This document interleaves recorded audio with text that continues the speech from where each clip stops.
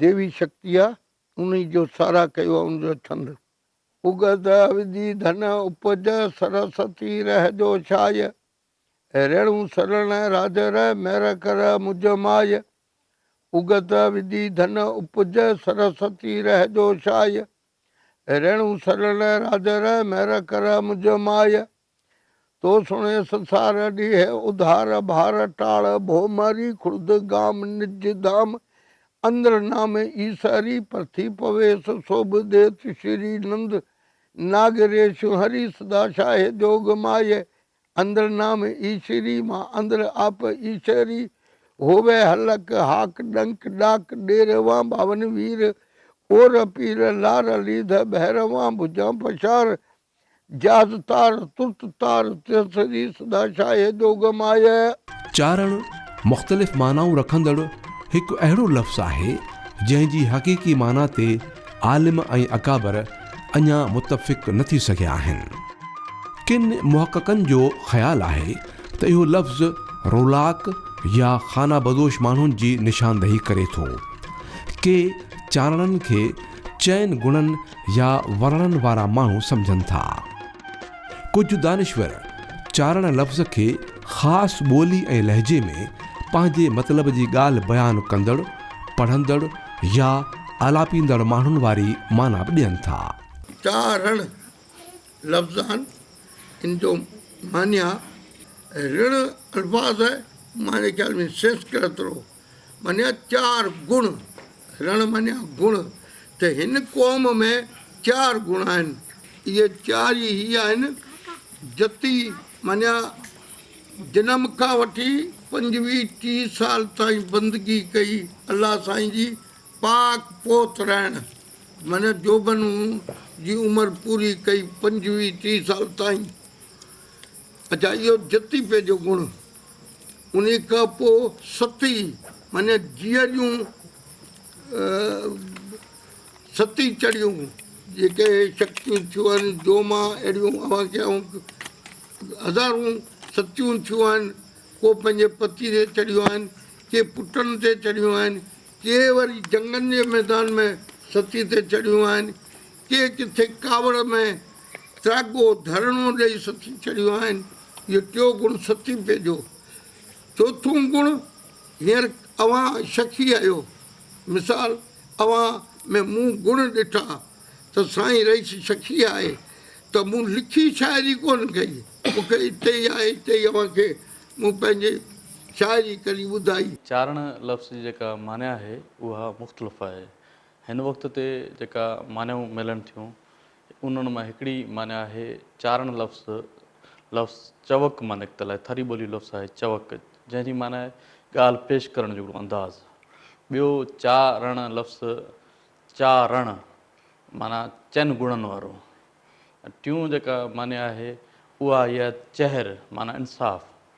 उन ही उहे माण्हू जेके इंसाफ़ चाहींदा हुजनि, इंसाफ़ कंदा हुजनि, जिन माण्हुनि जे हू कंहिं बि वसफ़ ते हू बयानु कनि, इहा उनजी माना आहे। ऐं साॻी रीति हुनजी ॿी जेका मुख़्तलिफ़ जेके दानश्वरनि जिन चारणनि ते तहक़ीक़ कयूं आहिनि, उन में हिकिड़ी माना इहा बि ॾिनी वई आहे त हू चारण जेका आहे लफ़्ज़ चारण मां निकितल आहे, यानी चारण माना का माल वग़ैरह चारण। ही चारण पंहिंजे दौर में वॾा भाॻिया बि रहिया आहिनि, तमामु घणा ख़ासि तौर ते माल जे हवाले सां। ऐं ॿियो जेको ख़ासि तौर ते हिन वक़्त ते जेका हिकिड़ी राय आम आई आहे, जेका उहा राय आहे त चारण जीअं हिंदू वर्ण में जेके 4 वर्ण आहिनि, त 4 इहे वर्ण न 5 वर्ण।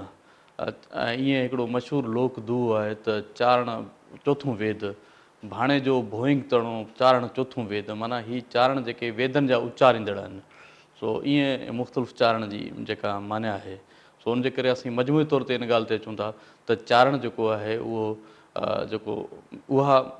लफ़्ज़ आहे जेको लफ़्ज़ अक़ल, विद्या ऐं पंहिंजी ॻाल्हि जी ख़ूबसूरतीअ में पेश करण जे हवाले सां जेका लफ़्ज़ बीहे थी, उहा माना चारण जे हवाले सां बहितर बि। चारणनि जे हवाले सां इहा ॻाल्हि सच आहे त खेनि कॾहिं बि सुख ऐं आराम नथो अचे ऐं हू पंहिंजे देस ऐं माण्हुनि जी ज़बान बणिजी का न का कविता तख़लीक़ कंदा रहिया आहिनि ऐं पोइ उहा कविता पंहिंजे अनोखे ऐं निराले अंदाज़ में राजाउनि, महाराजाउनि, नवाबनि ऐं सोढनि आॾो पेश कंदा आहिनि। इन्हनि ख़ासि कविताउनि एविस कॾहिं कॾहिं सरदारनि, राजाउनि खे पंहिंजे सिर जो दान ॾियणो पियो आहे। माज़ीअ जे दास्ताननि में राय ॾियाज जहिड़े हाकिम जो सिर ॾियणु ऐं वेझे माज़ीअ में नंगर पार्कर अंदरि हिकु ठाकुर जो सिर वठी ख़ुशि थियण वारा किस्सा बि असुल में चारणनि सां ई वागियल रहिया आहिनि। मुंहिंजो नालो सरदार सिंह, मुंहिंजे पीउ जो नालो हीरो जी, हीरे जी पीउ जो नालो भूपो जी, भूपे जी पीउ जो नालो तेजमाल जी, तेजमाल जी पीउ जो नालो राम जी, जंहिं चारण खे सीस ॾिनो, सिर ॾिनो। चारण रावत ॾांहुं आयो, पोइ रावत ॾांहुं सखावत जे लिहाज़ खां सॼे पासे फिरी शखियुनि खां पोइ चई त आयो राम जी वटि। राम जी खे चई त भई हाणे आऊं आयो आहियां, हुन चयो पहिरीं जेको सो खाइण पीअण जा उन रसोई थिए थी उहो तयारु करियो। चवनि न ॿी ॻाल्हि कोन्हे, मुंहिंजो जेकॾहिं शर्त पूरो करें त आऊं जेको सो मानी खाईंदुसि, न त कोन खाईंदुसि। तॾहिं हिन चयो त बिल्कुलु शर्त पूरो करण लाइ राजपूत आहियां, बिल्कुलु शर्त पूरो कंदुसि। तॾहिं हिन चयो त आऊं तोखां सिर घुरां थो, की आऊं सिर ॾियण लाइ तयारु आहियां। पोइ हुन जेको सिर ॾिनो। अॻु सिंध ऐं हिंद जे चारणनि जा मुख़्तलिफ़ क़बीला हिक ॿिए जो हिस्सो रहिया आहिनि, पर विरहाङे खां पोइ हाणे हिंद ऐं सिंध जा चारण अलॻि अलॻि सुञाणप रखनि था।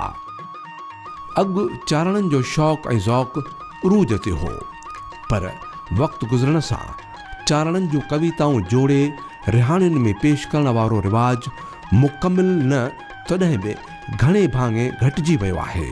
आहट वादळ ऐसा हुआ घर हर महद में घोर, अंबावरण रथ पहायो उलट घट से योर, सरवर सजल सही भरया पर घर नीर अबार, अंग बघुद नागावण जो जटा मुकुट जन धर, डूंगर हरिया सर हुआ घर घर नीला गातर, अंगण चौहटन गावजो रमणपुरी रुघनाथ, तो अंत सामल देख मास श्रमण रास रंभा राजी कड़वांग, भंग को रंग धतूर को भोजन अक को मोछन मुंह अड़ायो, पैड़न को पिताम्बर पट्टू औढ़न को बाघंबर लायो, देख सखी गौरी को डोलो वेल चढ़े वर विवाह रचावण आयो। सिंध ऐं हिंद में गॾियल तौर चारणनि जूं 120 नुखूं आहिनि, जिन मां कुझु मुख्य नुखूं सिंध में अञा बि मौजूदु आहिनि।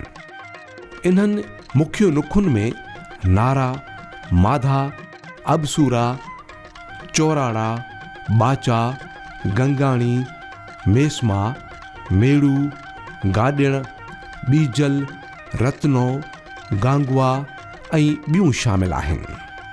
इन्हनि नुखुनि में वरी अलॻि ज़ातियूं ऐं पाड़ा आहिनि जेकी गॾिजी चारणनि जो वॾो कुड़म क़बीलो जोड़ीनि था। चारण जा जेके रायचंद हरिजन साहिबु पंहिंजे किताब तारी रेगिस्तान में ऐं ॿियनि बि जेके मुख़्तलिफ़ जिन चारणी अदब ते कमु कयो आहे बरसगीर में या दुनिया जहान जे ॿियनि केतिरनि ई माण्हुनि जिन में मुख़्तलिफ़ राइटर मौजूदु आहिनि, उन्हनि चारणनि जी 120 नुखूं जेके चारणनि में ॻणियूं वेंदियूं आहिनि, उन जा मुख़्तलिफ़ पाड़ा आहिनि, 12 पाड़ा आहिनि ऐं वरी मुख़्तलिफ़ हिकिड़े पाड़े मां पाड़ो ईअं थींदे जेके बुनियादी तौर ते जेके मेन पाड़ा आहिनि उन में 12 पाड़ा आहिनि, उनखां पोइ 120 जेके उन जा नुखूं थियनि थियूं। हाणे वरी नुखनि में बि वरी मुख़्तलिफ़ वक़्तु गुज़रण सां वरी ॿियूं नंढा नंढा पाड़ा जीअं वधंदा था वञनि, शाख़ूं वधंदियूं थियूं वञनि, ईअं उन्हनि जा हिकिड़ा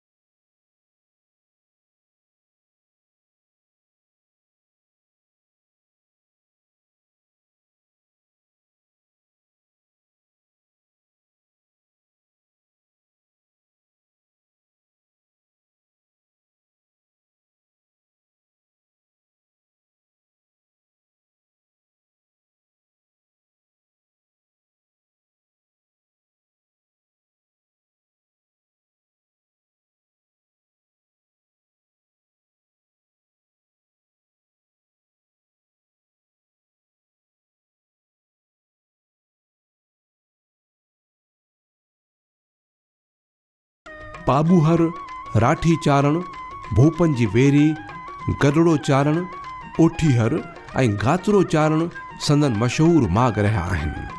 घणो करे इहे चारण ठाकुरनि जी आबादीअ सां गॾोगॾु आबाद आहिनि जो हू इन आबादीअ सां पाण खे वधीक संहिंजो सम्झनि था। ठाकुर इन करे हिकिड़ी त शक्ति आहे चारण जेको आहे उहो आहे देवी पुत्र, इन हिसाब सां ठाकुर बि कनि था, गॾो गॾु ॿिया हिंदू माण्हू बि कनि था, के मुस्लमान ॼाणू आहिनि जेके ख़बर आहिनि उहे बि कनि था। ऐं नव नेजो हिकिड़ो नालो हूंदो, नव नेजो, 9 रातियूं छोकिरी शादी थींदी त उहो हिकिड़े बादशाह वटि हूंदी, पोइ 9 नेजो चारणनि ख़तमु करायो।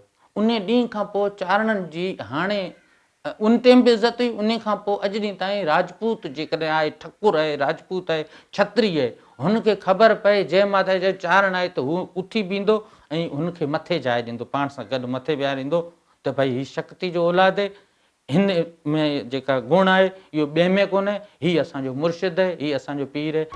चारण पाण खे राजपूत कबीले मां सम्झनि था, इन करे संदन रहणी कहणी मरणे परणे समेत ॿियूं रसूं बि साॻियूं राजपूतनि वारियूं हुजनि थियूं।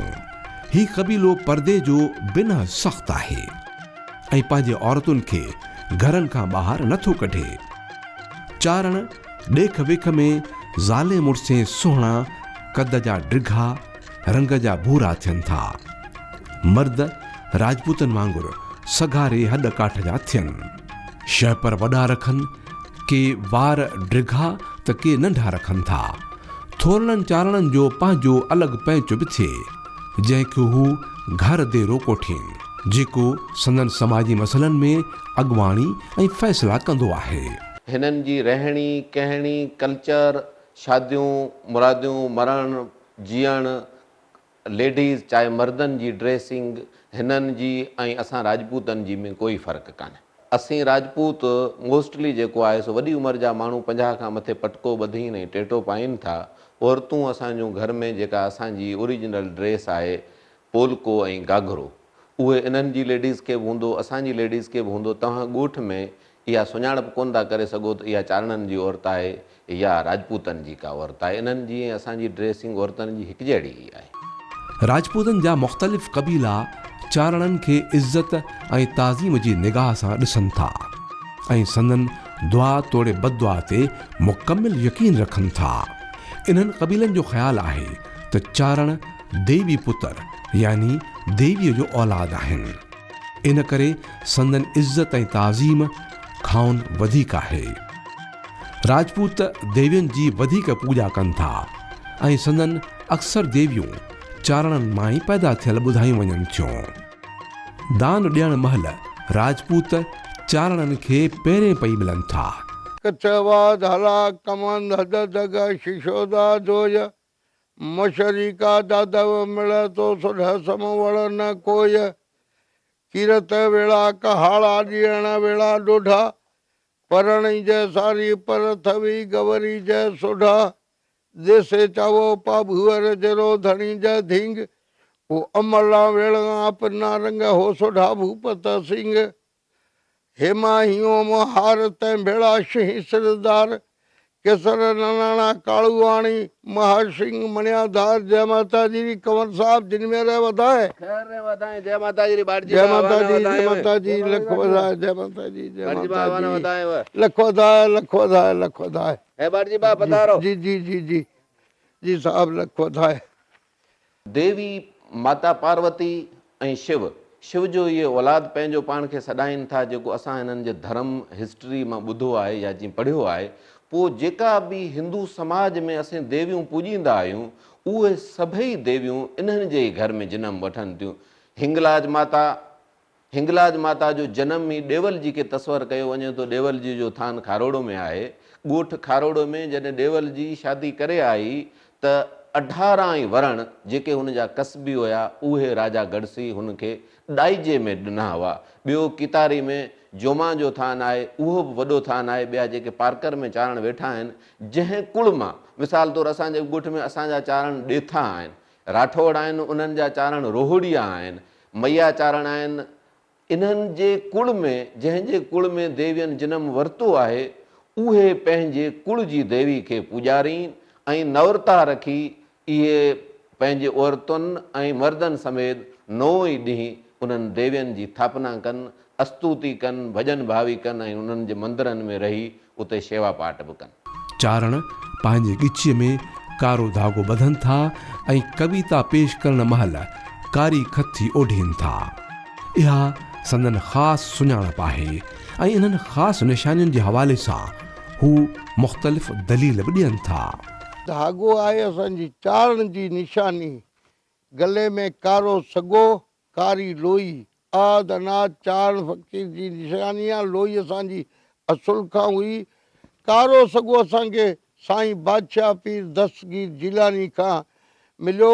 जिलानी बादशाह पीर मंज़िल अंदाज़ आहे तेसी उते आयो चारण फ़क़ीर, तॾहिं चारण फ़क़ीर खे बादशाह पीर दस्तगीर चयो, बाबा चारण फ़क़ीर तूं अॻे फ़क़ीराणा घुर आई, हीअ आऊं तोखे सॻो थो ॾियां, तुंहिंजी दुआ पिट अॻे खां बि वधि ते हलंदी।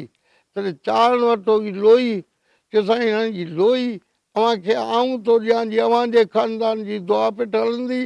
अॼु खां पाण लोई ऐं सॻे भाउ आहियूं। फ़क़ीराणो लिबास उन ॾींहं खां ई असांजी निशानी आहे वॾे में वॾी चारण जी। चारणनि मां पैदा थियल देवियुनि जा मुख़्तलिफ़ थान मशहूरु आहिनि।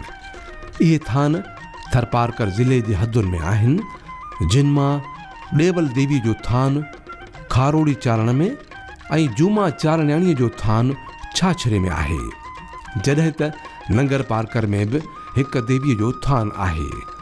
इन्हनि थाननि में हिंदू धर्म जा कुझु क़बीला ख़ासि पूॼा पाठ कनि था।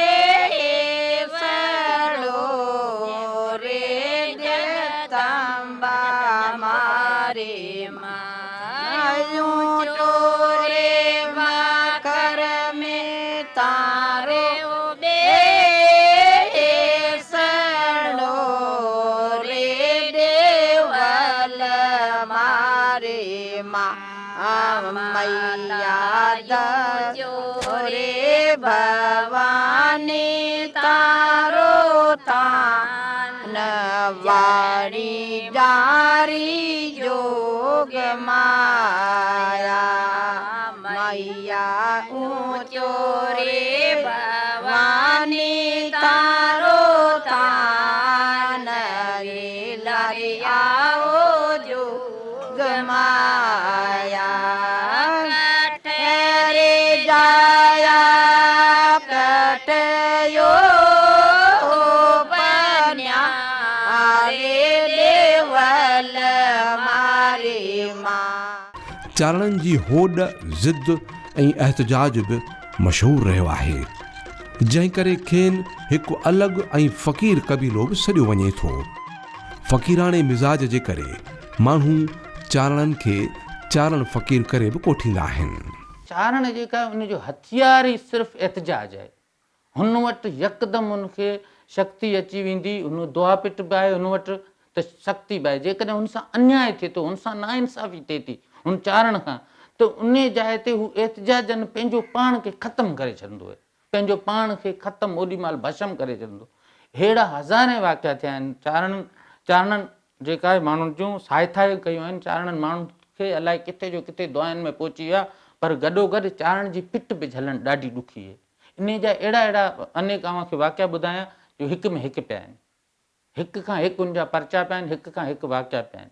उन में हीउ चारण पोइ उन जाइ ते शक्ति उन में अची वेंदी आहे, पोइ उहो पंहिंजी जाइ ते बसि पंहिंजो पाण खे ख़तमु करे छॾींदो आहे। पोइ इन करे अॼु जो माण्हू ईअं सम्झे थो त चारण में ज़िद वधीक आहे या चारण एहतजाजी तौर ते पंहिंजो पाण खे ख़तमु करे थो। बाक़ी चारण कॾहिं बि भाला खणी तलवारूं खणी कंहिंसां तकरार कोन कंदो। हा, छंद चई, कविता चई, अहिड़ो माण्हू खे मथे उभारींदो जीअं शक्ति हुनजी सहायता करे, इहे शइ चारण करे सघे थो। चारण बुनियादी तौर ते हू समाज जो उहो किरदारु हुआ जेके जिन माण्हुनि जिन वटि हिकिड़े गुण में उहो जेका इल्मु बि मौजूदु हो, त ॿिए गुण में हुननि वटि राजपूतनि वांगुरु वेड़ जो जेको सुपे सालारीअ जो या जेके विढ़ण जो बि उन में सघ मौजूदु हुई। जेके हिकिड़े वक़्त ते हू इल्मु अदब जो गहिवार हो, त साॻी वक़्त ते हू बहादुर बि जंगनि जे मैदान में विढ़ियो बि आहे। उनजे करे चारण राजाउनि महाराजनि जा सलाहकार बि हुया ऐं उन्हनि जा उस्ताद बि हुआ। साॻी रीति चारण आम माण्हूअ ताईं, आम खां आम माण्हू जेको राज भाग जो आम खां आम माण्हू आहे उनजो बि हू चारण बांह बेली रहियो आहे, साथी रहियो आहे। हुन आम माण्हू जॾहिं पंहिंजी ॻाल्हि पंहिंजे राजा खां, पंहिंजे महाराजा खां, पंहिंजे रईस खां, पंहिंजे वॾे ताईं ॻाल्हि पहुचाइणी आहे त हुन वञी वरी चारण खे चयो साईं मुंहिंजी हीउ मसइलो आहे। ऐं चारण आम माण्हूअ जी रखवाली बि कई आहे। हुन आम जेकॾहिं कंहिं बि जाइ ते राजा महाराजा हुनजी जेकॾहिं ॻाल्हि नथो मञे, जेकॾहिं हुन आम माण्हू जी रखवाली नथो करे, इंसाफ़ नथो करे, उनजी तक़ाज़ा ते पूरो नथो लहे त उन चारण उनखे निंदियो आहे, टोकियो आहे। थरपारकर में रहंदड़ हिंदू धर्म सां वाॻियल चारणनि जी ॿोली बुनियादी तौर ते ढाटकी आहे, पर जंहिं ॿोलीअ में चारण कविताऊं पेश कनि था सा हिंदी, गुजराती, सिंधी ऐं ढाटकी ॿोलियुनि जो मेलाप हुजे थी। चवनि था त चारण कच्छ भुज जे हिकु यूनिवर्सिटीअ मां चारण पिंगल भाषा ऐं ॾिंगल भाषा जी ख़ासि तरबियत बि वठंदा हुआ। पिंगल ऐं ॾिंगल बुनियादी तौर ते चारण हुआ, जिन जी तख़लीक़ कयल ॿोलियुनि खे संदन ई नाले सां भाषाऊं सॾियो वियो। इन्हनि ॿोलियुनि में चारण कविताउनि जूं मुख़्तलिफ़ सिन्फ़ूं बयानु कंदा रहिया आहिनि, जिन में छिंद, दोहा, गीत ऐं मर्सिया शामिल आहिनि। अर्ज़ु ॾिसो न, जीअं त शक्ति असांजी देवी ही ॾेवल जी थी आहे, खारोड़ो चारण में मशहूरु आहे, वॾो मेलो लॻे थो, सॼी दुनिया अचे थी, जीअं हिंगलाज सां वाबस्ता आहे। इहो तारीख़ी आहे, ऐं कवत ॿुधायां थो ऐं अवां ॿुधजो। शक्तियां समरा सारियां जुक्ति सां जपां जोग, नाम समरा नवलाखरो महादुख मेटो रोग। संबत 1454 चेत्र मां हिंगलाज नाईअ हेत सां ॾिठे भूपत दान। हाथ चूड़ हेमर देवी ॾिनो वरदान, खारोड़े पधारो खांडाड़ी हूं थापा अवचड़ थान। संबत 1535 बारस बुधवार श्रावण पक्ष शकल मां आई लियो अवतार। शक्ति जिनमी सिंधियाइत घर माड़वे लियो अवतार। ओजणो आणते जेसण आया जान। आई मेटी अफूंटी ॾेवल जे ॾेवाण, अंजड़ पाणी नहीं आरोग तो ए टूटे जातो प्राण। गांठ मेटी गड़सीरी ॾेवल जे ॾेवाण, पहलो परवाड़ो पायो आई जे जेसाण। गड़सीरी ना गडवाना 18 वरण आण, डाए जो ॾिनो ॾेवल ना जाधवगढ़ जे साण। सिंध में चारण साज़ संगीत ऐं कथा करण में मशहूरु रहिया आहिनि। समंग चारण सूमरनि जे दौर जो वॾो शाइर हो, जंहिं शहीद दोदे सूमरे जी शहादत बाबति बैत चया, जेकी तारीख़ जो हिसो आहिनि। इन्हनि खां सवाइ सिंध जे अज़ीम शाइर शाह अब्दुल लतीफ़ बि चारणनि खे ॻायो आहे। सुर सोरठ इन जो लाजवाब मिसाल आहे, जंहिंमें पाण ॿीजल नाले चारण जे सुरनि जी वाखाण कंदे चयो आहे त राय ॾियाच संदसि सुर ते मोहत थी खेसि दान में पंहिंजो सिर कोरे ॾिनो हो। वठ सिर थी सरहो मकी गाए बगाए, वठ सिर थी सरहो मकी गाए बगाए। जाज कतो मथा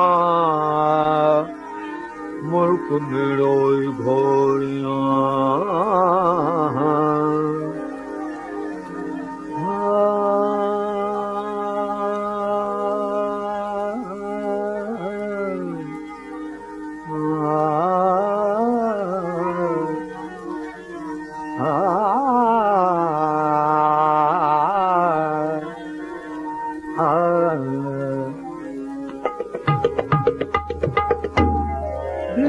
राज दिया चुमियार, दिनो राज दिया चुमियार।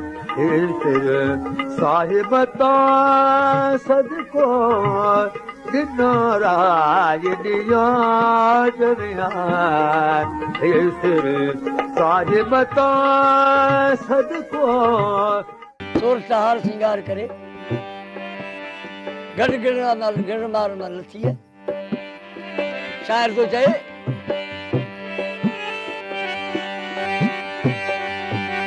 सोरठ मोले उतरी झांझर रे झणकार बगी पगारी पायलनी ओ तुझे गलगलना तुझी तंग तवार यार मन मोरो मन रे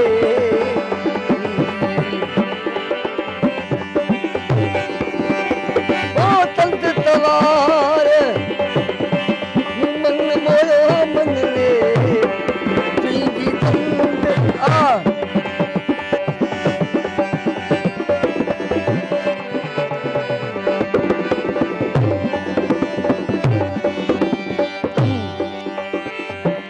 आए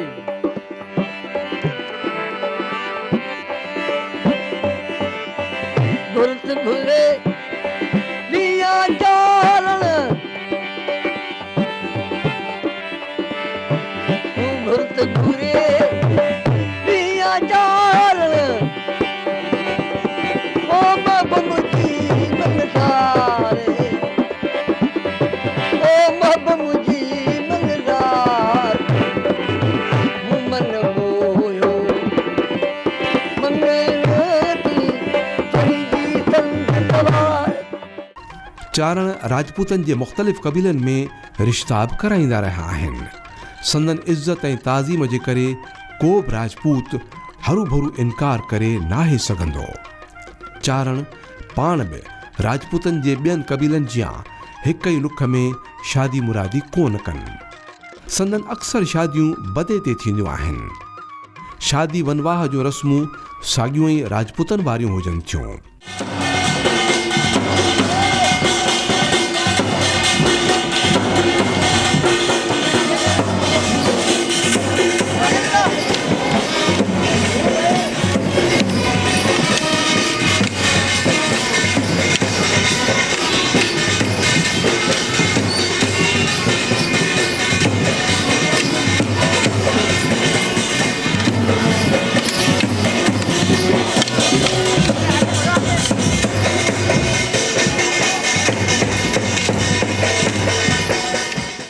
चारण पाण बि मालवंद माण्हू रहिया आहिनि पर संदन गुज़र सफ़र जो सॼो मदार शाइरी करण ऐं गुफ़्ता रिहाणियुनि में पेश करे दान हासिल करण बि रहियो आहे। अॼोके दौर में खेनि दान ॾियण जो रवाज जेतोणीक घणे क़दुरु बदिलजी वियो आहे पर इन हूंदे बि राजपूत क़बीला सालियानो संदन सार संभाल ज़रूरु लहंदा आहिनि। इहो चारणनि जो कमु हो उन टाइम जी हक़ीक़त के बयान करण या तारीख़ूं रखणु ॿुधाइणु लिखणु पोइ उनजो कमाई केरु करे त राजपूतनि फिक्स कयो त असां पंहिंजी कमाई मां 10हों हिसो जेको सो चारणनि खे ॾींदासीं। उहो अॼु ॾींहुं ताईं असां वठंदा आहियूं जेको असांजो पंहिंजो विरहायल आहिनि राजपूतनि सां जेको ज़ातियूं मुख़्तलिफ़ आहिनि त उन्हनि मां 10हों हिसो अॼु बि असांजो उन ते फिक्स थियल आहे।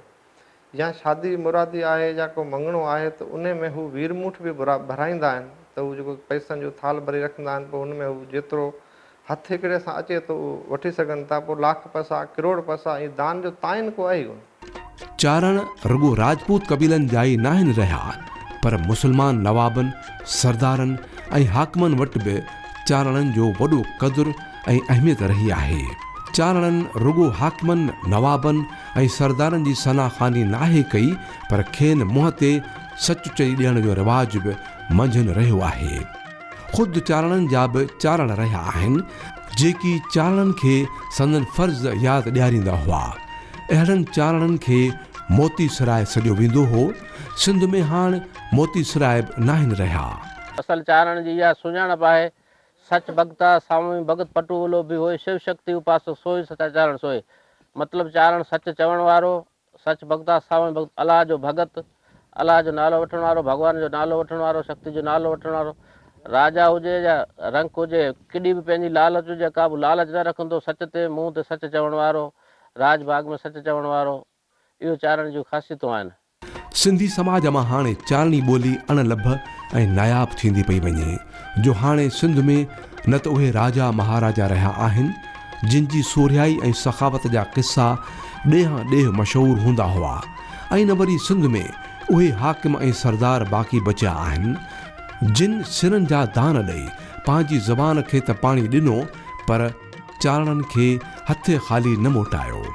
चारणनि जे क़बीलनि ते वधीक अभ्यास जी ज़रूरत आहे त जीअं हिन क़बीले जे बुण बुनियाद रीतनि रस्मुनि ऐं समाज ते संदन गहरी नज़र ऐं चयल कविताउनि खे महफ़ूज़ करे सघिजे। सिंध खे चारणनि जी अॼु बि माज़ीअ जेतिरी ज़रूरत आहे, छाकाणि त ही सिंध जो उहो क़बीलो आहे जंहिं जंग तोड़े अमुन जे ॾींहंनि में माण्हुनि खे संदन फ़र्ज़ यादि ॾियारे हुननि जे ख़ामियुनि ऐं उणायुनि जी निशानदही कई आहे। पग पटण तां पढ़ो फिरो पई मई ते मार, जुबी जिब झलियो रतो हीरो लाल, करो सभई भलायूं भाल, बीजल अची बीड़ो झलियो।